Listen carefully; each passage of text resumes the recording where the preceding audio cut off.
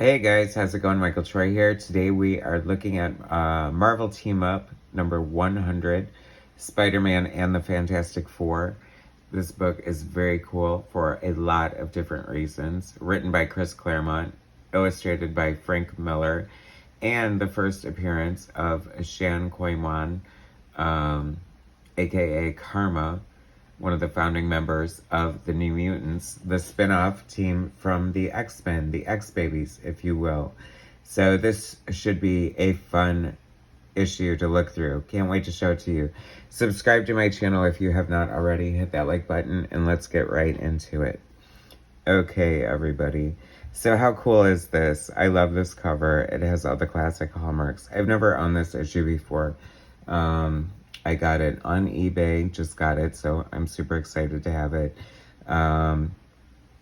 Chris Claremont, Frank Miller. This has to be one of their early, if not their first collaboration together. Perhaps not their first. Cover by Miller and Klaus Janson. How cool is that? I mean, imagine going from this to The Dark Knight Returns, and imagine Chris Claremont and Frank Miller going from this to the Wolverine Limited Series, but it all starts somewhere. Special double-sized 100th issue. That's pretty amazing that, back in the day, comic books could last for this long. 100 issues of anything. It's hard to imagine any modern comics getting to that point again. I guess the formula has changed a lot since it's more about limited series and series of series, if you will, or seasons in a way, compared to like the comic book marketplace, echoing the Netflix model perhaps. 75 cents for a double-sized issue. Great art in the masthead. It's fun that it's a team-up book, so it has Spider-Man and the FF. If I'm not mistaken, I want to say these are George Perez heads, which should definitely be the name of his fans, George Perez heads, because it almost sounds like Pez heads, doesn't it? Rest in peace, George Perez. Still suffering from the loss of one of the greats, one of my favorite artists of all time. It's still super sad. Great cover. I feel like maybe Frank Miller must have had a hand in the co-creation of Karma. Perhaps, I don't know. With thanks to Ithacon79 for inspiration. Chris Claremont, co-creator. Frank Miller, co-creator. Okay, so they probably created Karma together, which is cool. I love the name Karma. I'm all about Karma. It's very, hippy-dippy, whatever. I'm thinking this is 1980, maybe that sort of thing was popularized at the time, definitely in the 70s. The concept of karma, for sure. Great, like, early Frank Miller work. Love seeing a Frank Miller Spider-Man.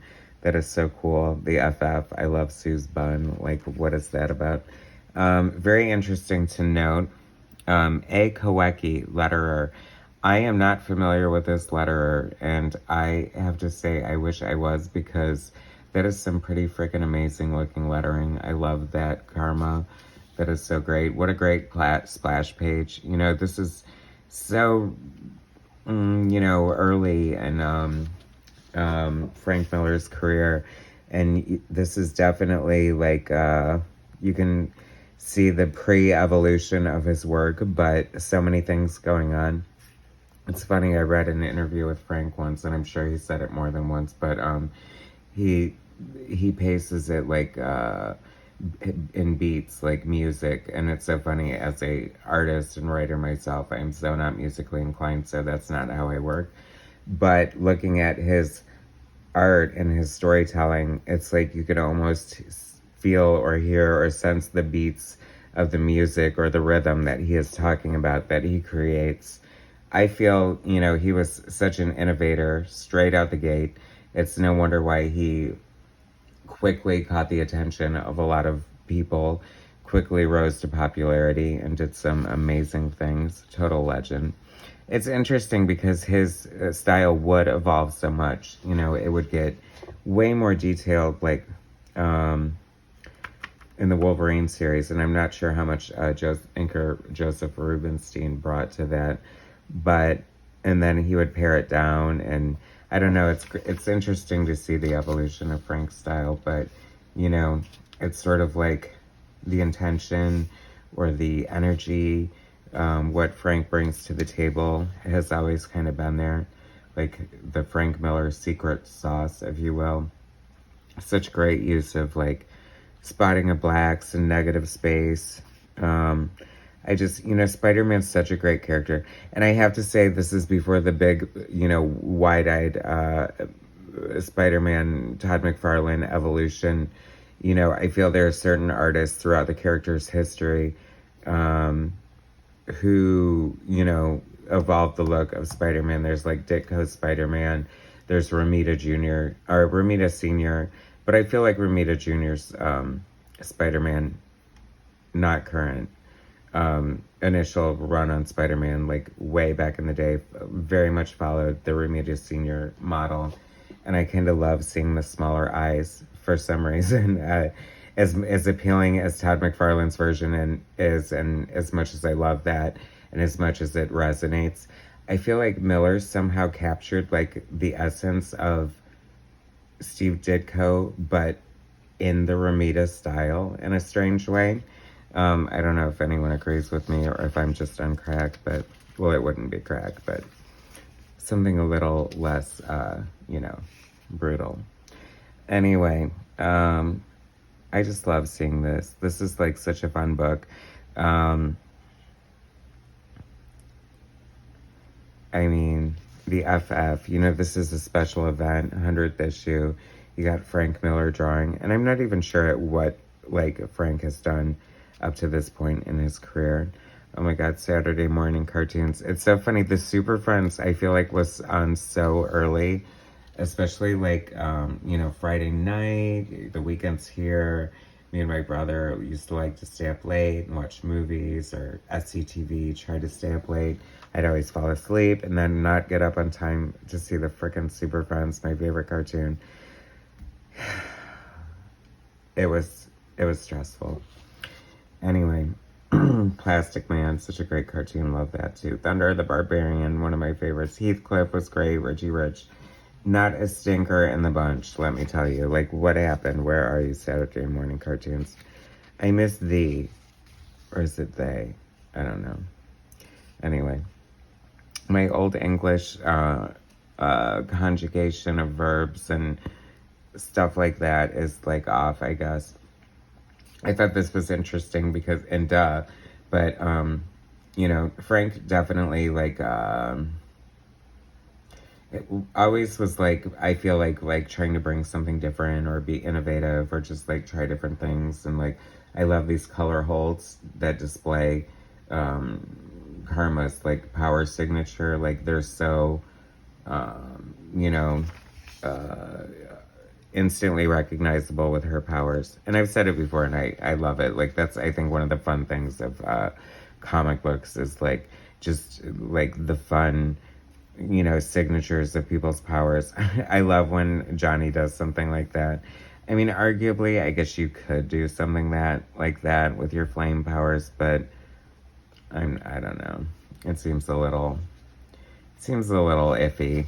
Sometimes I think it's a little reaching, the things they do with their powers, and but whatever. I mean, you got to give them credit for creativity, I suppose. It's funny, like, imagine who knew Frank Miller drawing Storm in her classic costume. I mean, perhaps not the most beautiful version, but I don't know. I mean, I don't think Frank's characters, so I was going to say I don't think they've ever been beautiful, but then I turn the page and I see these beautiful faces, and then I think of Elektra and Matt Murdock, and actually, this is such a good foreshadowing of what is to come. And Bob Wiacek, one of my favorite anchors, and I'll tell you why. But this is a great foreshadowing of what's to come in, like, Daredevil with Klaus Janson. Like, this is, like, we're seeing, like, once again, like, his experimenting with his art and just doing something different. But I love Bob Wiacek. I think he's very underrated. I think that his strength as an inker is definitely making the pencils look, honoring the pencils in a way that make them look very close to the penciler's intention, more so than a lot of other inkers. I mean, I think he does have something of a style of his own, but it definitely gets lost in the penciler's work, and I think that's definitely a hallmark of a good inker for sure. You know, there's different types of inkers. There's finishers, there's embellishers, and there's inkers who more or less not trace, but, you know, are working from full pencils and not adding too much, whereas an embellisher and a finisher is bringing a lot of flourish, a lot of, you know, their own style to the game, a lot of finishing, a lot of rendering, line weight, things like that.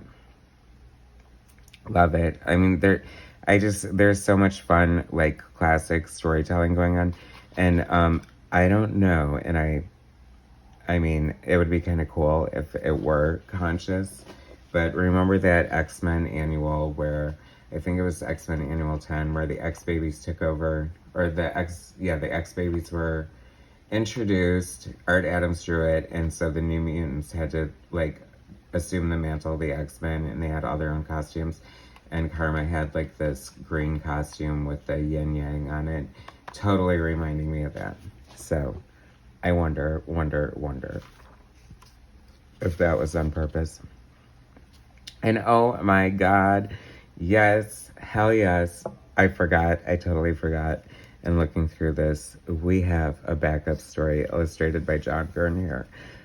I wish I could go to the front of the video and tell you that that was coming, so you know, but I'll definitely make it part of the thumbnail. Chris Claremont, writer, John Byrne, and Bob McLeod, artists. You know, it's interesting. Oh, okay, I was going to say, so the only other time I can think of Bob McLeod and King John Byrne was on an issue of the New Mutants, number 75 to be exact. But we have a Storm story. I mean, nothing is better than John Byrne's Storm from this era. And, like, I hate to see Storm. Like, she's always getting shot in the head. Like, what the hell, Claremont? Anyway, not always, but she did get shot in the head in Uncanny X-Men 198.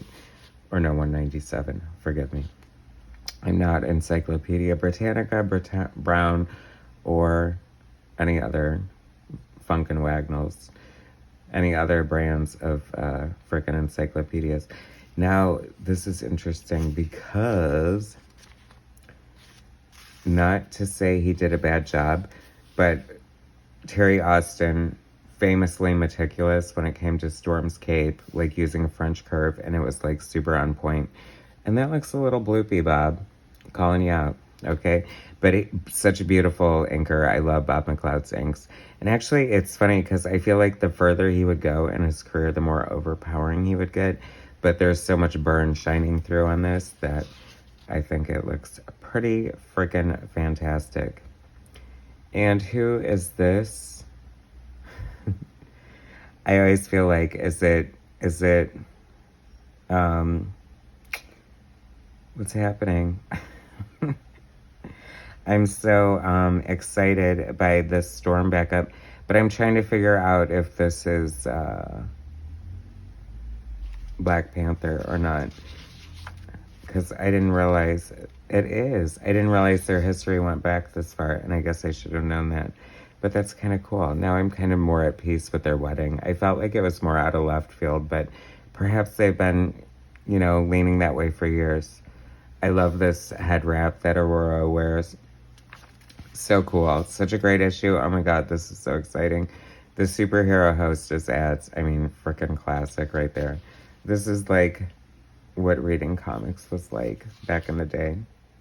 Made them so much fun. I love this. Oh my God, why is this not like part of the cover? It'd be like, plus this freaking amazing backup story with Aurora and Black Panther by John freaking Byrne, for the love of God. Anyway, how beautiful was that? I'm so excited that I have this now. It's such a great issue. Definitely seek it out if you can. Frank Miller fans. It's so worth it. Anyway, still cheap. Thanks for watching. Subscribe to my channel. Hit that like button and I'll bring you more soon. Thanks, guys.